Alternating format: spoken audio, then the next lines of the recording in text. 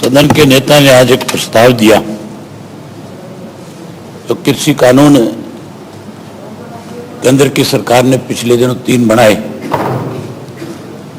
उनको लेकर के एक प्रस्ताव आज आया। मैं मुख्यमंत्री जी से एक बात पूछना चाहूंगा कि इस देश में कोई राज्य ऐसा नहीं है जिसमें किसान यूनियन ना हो। राष्ट्र के स्तर पे भी बहुत सारी किसान यूनियन बनी हुई है और उस किसान यूनियन में बहुत सारे ऐसे लीडर हैं जिनकी अपनी खुद की बहुत बड़ी जमीनें हैं, लेकिन कैसे छोटे किसान को बचाया जा सके उसके लिए वो लोग उनकी अगवानी भी करते हैं। दुष्यंत जी से बात करो। दुष्यंत जी ऐसे लंदन लोग हैं जिनको न केवल हमारे देश पे कृषि पे आधारित लोगों की कैसे मदद हो, बल्कि दुनिया भर में कैसे कृषि को बढ़ावा मिले, उसके लिए उन लोगों को दूसरे देशों में भी उनकी राय जानने के लिए बुलाया जाता है। मैं आपके माध्यम से पूछना चाहूंगा कि जब ये एक्ट बनाया उससे pहले जब इसका ड्राफ्ट तैयार कर रहे थे, क्या किसी किसान यूनियन को उसमें शामिल किया गया? कोई किसी प्रदेश की, इसकी कॉपी हम लो, हरियाणा, पंजाब, राजस्थान, उत्तर प्रदेश, आप केरला तक ले लो, किसी भी प्रदेश के किसान ने क्या इसके लिए डिमांड करी थी कि किसानों के लिए कोई एक ऐसा बिल लेकर के आओ जिससे किसान को बड़ी बड़ी जो कंपनियां बनी हुई हैं कल उनके अधीन होना पड़े, कल उनके साथ उनको कॉन्ट्रैक्ट फार्मिंग करके अपनी गर्दन उनके हाथ में पकड़ानी पड़े। देश में कहीं किसी ने, एक भी राज्य के किसी किसान यूनियन के व्यक्ति ने इस बात को लेकर के कोई डिमांड नहीं करी, कहीं कोई मांग नहीं उठी इस बात की कि कोई ऐसा कृषि को लेकर के नया बिल लाया जाए। बावजूद उसके इस लॉकडाउन के अंदर, जब सारा का सारा देश लॉकडाउन में फंसा हुआ था, एक ऐसा ड्राफ्ट तैयार कर लिया जिसमें समूचे देश के अंदर ना तो विधानसभाओं में, ना कहीं लोकसभा में, ना राज्यसभा में पूर्ण रूप से चर्चा हो सकी। राज्यसभा के अंदर तो बिना बहस के इसको पास करवा लिया गया। सारे देश के जितने भी मीडिया के लोग थे उन्होंने इस बात को लेकर के चर्चा करी कि पहली दफा राज्यसभा में बिना बहस के किसी बिल को सत्ता में बैठे लोगों ने पास करवाने का काम किया। ना वहां इस पे बहस हुई, ना कोई चर्चा हुई। अभी अभय सिंह जी इस पे चर्चा कर रहे थे, बता रहे थे कि बिल बहुत अच्छा है। बिल अच्छा है तो बैंक की गारंटी क्यों मांग रहे थे? अगर बिल अच्छा है तो फिर आपको सिफारिश क्यों कर रहे थे कि किसान की फसल की बैंक की गारंटी भी होनी चाहिए? मुझे आपसे नहीं पूछना, बैठो आप, जिसने जवाब देना वो देगा। आपने सभी ये बात कही है, रिकॉर्ड में है आपके, कि मेरी एक सिफारिश है आपको। आपको भी डर है इस बात का, आपको भी इस बात का डर है। सर आपने उनका नाम लिया तो उनको जवाब देने का, पहले बोलने को मेरे नाम राष्ट्रीय कोई खास बात नहीं। नहीं, आपने जो कहा उनके बारे में जवाब देने का। सर मैं भी, हम भी किसान हितैषी हैं और मैंने जो ये बात कही है वो इसलिए कही है कि ताकि किसान को जरा सा भी रिस्क कहीं ना बचे और किसान सेफली इस कॉन्ट्रैक्ट को डील कर ले। मैं सिर्फ किसान की सेफ्टी के लिए किया है, मैं इस बिल की मैं कमी को नहीं बता रहा। तो जितनी ज्यादा सेफ्टी हो जाए उतनी बढ़िया है और एक्ट में प्रोविजन है। सर बैठो सर, मैं भी ये बात कह रहा हूं, आप कहते हो मैं किसान हूं, खेती करता हूं, तो आपको डर लगा ना कहीं कि मेरी फसल को कोई खा ना जाए, मेरी फसल का पैसा कहीं चला ना जाए, इसलिए आपने ये बात कही। अदरवाइज आपको ये बिल इतना ही अच्छा लग रहा था तो ये बात आपको कहने की जरूरत नहीं थी। इतनी बड़ी गारंटी सरकार की होती, किसान के हितैषी नहीं हो, किसान के दुश्मन हो।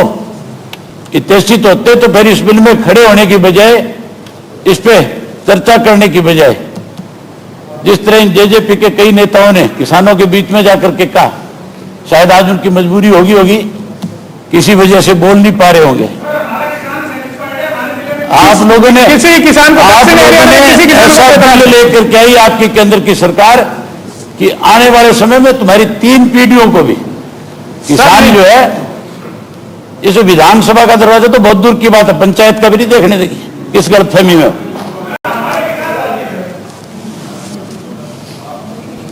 इसमें एक बात कल और चर्चा में आई थी, सत्ता पक्ष की तरफ से कहा गया था कि सन 1955 में लाल बहादुर शास्त्री जी ने,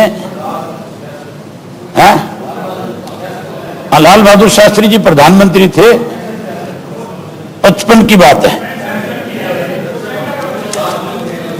ये कानून 55 में बना था, 65 में बना है। आप इसको क्लियर कर लो।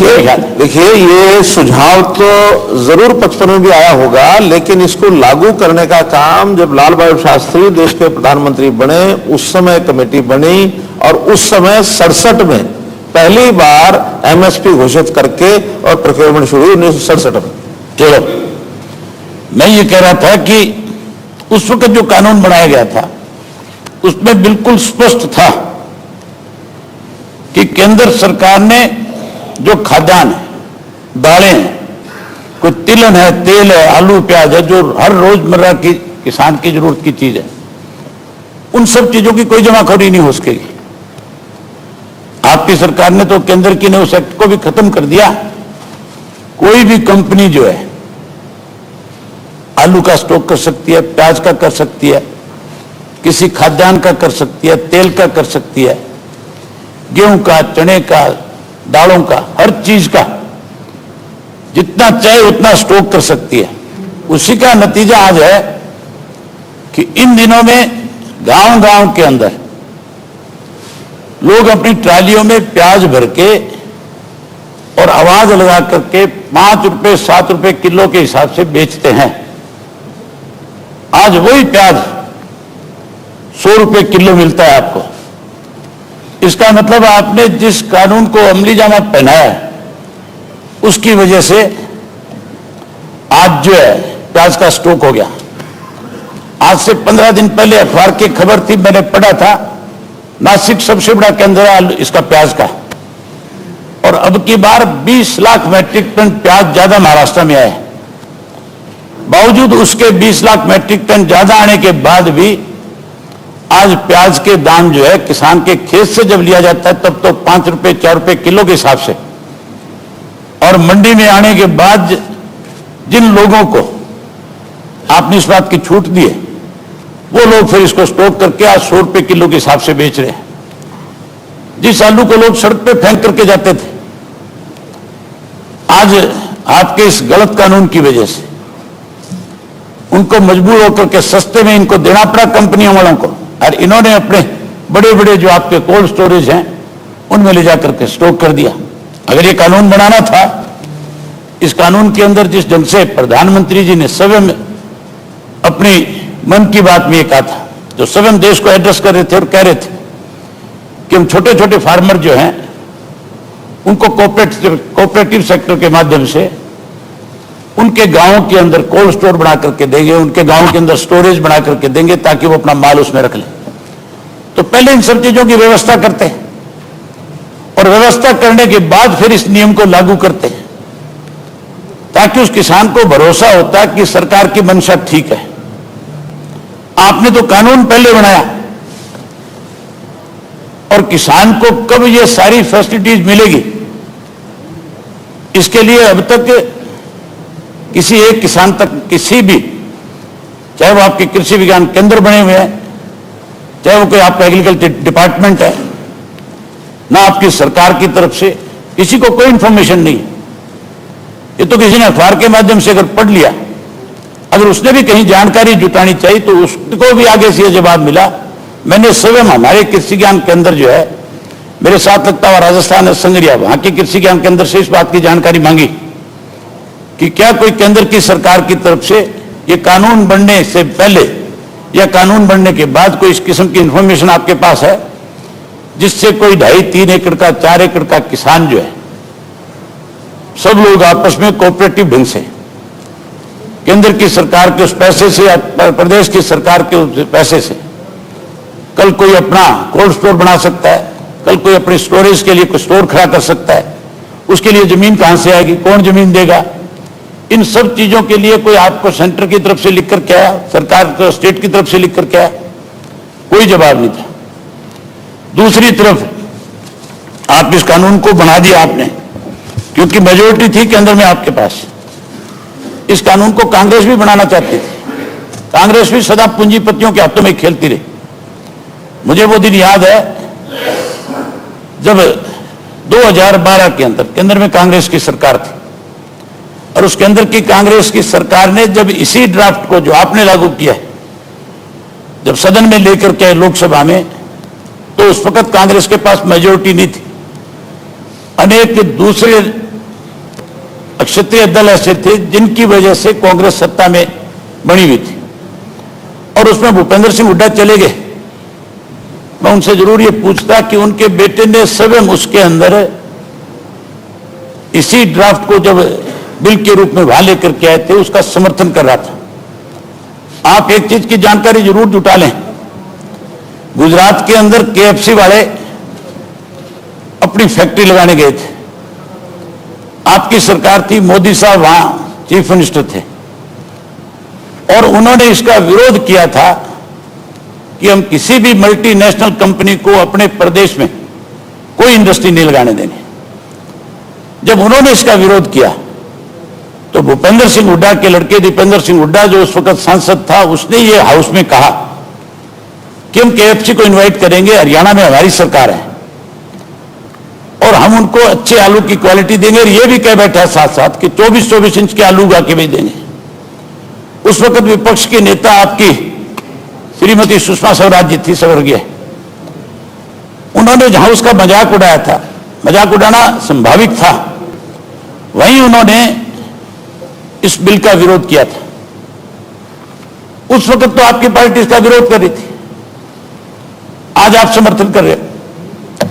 आज कौन से किसान यूनियन ने आपसे आकर के आग्रह किया था कि आप इस किस्म का कोई कानून बनाओ जिससे हमारी गर्दन जो है ऐसे लोगों के हाथ में जाकर के फंस जाए, ऐसे जंगल में हम आ जाए जिससे हमें कोई ना बचा सके। आप बारी बारी ये कहते हो कि किसान की जमीन इससे गिरवी नहीं रखी जाएगी। आप एक काम करो, 2017 के अंदर आपकी ही पार्टी की तरफ से एक कॉन्फ्रेंस बुलाई गई थी जिसमें बड़ी बड़ी कंपनियों के, जितनी भी मल्टीनेशनल कंपनी है जो चाहे वो बिस्किट बनाने का काम करती है, चाहे कोई KFC जैसी है, कोई मैकडोनल्ड जैसी है, इन सब के CEOs को बुलाया था, चाहे कोई पेप्सी के थे, इन सबको दिल्ली बुलाया गया था और दिल्ली बुला करके उसके अंदर 2 किसान संगठनों से जुड़े व्यक्तियों को बुलाया था। एक का नाम तो काका था जो ब्राह्मण जाति से संबंध रखता है और मध्य प्रदेश का किसान लीडर है, एक तो उसको इनवाइट किया गया था उसमें, और दूसरा व्यक्ति जो पंजाब का मान है जो किसान लीडर है उसको बुलाया गया था और उन दोनों को बुला करके ये कहा गया था कि हम कोई इस तरह का फैसला ले रहे हैं जिससे आने वाले समय में किसान को फायदा होगा। मीटिंग निर्धारित होगी, समय निर्धारित होगा, 3 बजे तक का समय तय कर दिया गया था। 2:45 बजे तक उन दोनों किसान नेताओं की कोई बात नहीं सुनी गई थी और जब 15 मिनट बचे तो जो मान साहब थे उनको इस बात का एहसास हुआ कि ये तो केवल तुम्हारी आज स्टैंप लगाना चाहते हैं, ये तो किसान के खिलाफ ऐसा कानून लेकर के आ रहे हैं जिससे आने वाले समय में किसान बर्बाद हो जाएगा। इसलिए उन्होंने जाकर के कुंडी बंद कर ली और वहीं से शोर मचा करके कहा कि जब तक आप हमारी बात नहीं करोगे, हमारी बात नहीं सुनोगे, तब तक हम आपको बाहर नहीं जाने देंगे। अगर कोई बाहर जाएगा तो हमें या तो इस गेट से उठा करके बाहर फेंक करके जाएगा या हमारे साथ मार पिटाई करेगा, ताकि हम जाकर के प्रेस के सामने रो तो ले, कह तो दे भी हमारे साथ आज इस तरह की जबरदस्ती हुई है।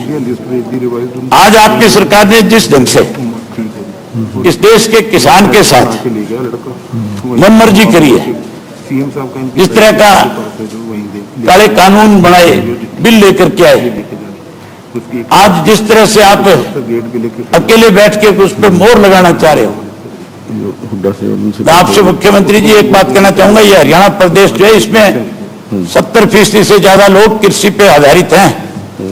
यहाँ खेती करने वाले लोग हैं सारे के सारे। आपने तो कभी खेती नहीं करी, आपने कह तो दिया, मैंने भी हड़ बा करके देखा है, लेकिन मेरी ख्याल अगर आपसे मैं ये पूछ लूं कि किस महीने में कौन सी फसल में कितना पानी दिया जाता है, तो शायद मुसीबत खड़ी हो जाएगी। यहां बहुत सारे ऐसे साथी हैं आपके जिनको इन बातों का ज्ञान नहीं है, लेकिन आप प्रदेश के मुख्यमंत्री हैं, आपकी जिम्मेवारी ये बनती है कि जिस प्रदेश का 70% किसान आज इसका विरोध कर रहा है, आप उस पर मोहर लगाने की बजाय अपने से आज जो आप ये लेकर के आए हो प्रस्ताव जो लेकर के उसको वापस लो, और वापस लेकर के 2 लाइन का प्रस्ताव नया भेजो केंद्र की सरकार को कि किसान को अगर आपने सही मायने में मजबूत करना है तो फिर एमएसपी की गारंटी दो। बारी बारी कहा जाता है, बयान आते हैं, आपके आते हैं, औरों के कईयों के आते हैं कि एमएसपी की हमारी जिम्मेवारी है, एमएसपी से अगर 1 पैसा भी कम में कोई फसल बिकी कल को तो फिर हम रिजाइन कर देंगे। आज भी मंडियों में जाकर के देख लो, कोई एमएसपी नहीं है। मेरा जो विधानसभा क्षेत्र है वो सारा राजस्थान से लगता है। आपने कह तो ये रखा है कि कोई भी किसी भी प्रदेश का व्यक्ति किसी प्रदेश में जाकर के अपनी फसल बेच सकता है। अगर मेरे साथ लगते हुए राजस्थान का किसान अपना नरमा और कपास एलनाबाद की मंडी में लेकर के आता है तो उसको रोक दिया जाता है। उत्तर प्रदेश का किसान अगर अपना धान आपकी करनाल की मंडी में, आपकी सोनीपत की, पानीपत की, इन मंडियों में लेकर के आता है तो उसको रोक दिया जाता है। किसान की फसल आपके यहां करके एमएसपी पे ना बिके, उसके लिए तो आप रोकने का काम करते हो। एक तरफ ये कहते हो कि किसान अपनी फसल जहां मर्जी ले जाकर के बेच देगा, दूसरी तरफ आप रोकते हो। आपने सभी भी आदेश दे रखा है, सभी में कह रखा है कि नहीं, इस तरह से किसान जो है दूसरे प्रदेश से आकर के हमारे प्रदेश में फसल नहीं बेच सकेगा। तो इसका तो सीधा मतलब है कि आप अपनी मनमर्जी से किसान की फसल को बिकोगे और किसान की फसल भिजवाने का काम करोगे। आपने तो इस बात पे भी बहुत जोर लगाया था, आपने मक्का भिजवा दिया। वो मक्के वाला किसान बेचारा आज रोता हुआ घूम रहा है। आज उसका मक्का बाजार में बिकने की बजाय 800-900 रुपए क्विंटल के हिसाब से उसको फेंक करके आना पड़ता है। आपने भी बड़ौदा में भाषण दिया था और कहा था कि अगर एमएसपी से नीचे एक दाना भी बिक गया तो मैं उसी टाइम रिजाइन कर दूंगा, मैं राजनीति छोड़ दूंगा। अपने चलो मंडी में मैं आपके साथ चलता हूं, प्राइवेट गाड़ी में बैठ करके। मुख्यमंत्री वाले में तो बैठ के जाओगे तो कोई 5-7 खड़े कर देंगे अधिकारी लाके कि हमारा ठीक रेट पे बिक रहा है। लेकिन प्राइवेट में चलो मेरे साथ मंडी में, आपके सामने सैकड़ों किसान ऐसे खड़े हो जाएंगे आकर के जो ये कहेंगे कि हमारा जो आज भी बाजरा जो है पिटा पड़ा है मंडी में, धान कोई खरीदने वाला नहीं है, आज धान को पशु नहीं खा रहा, ये हालत है।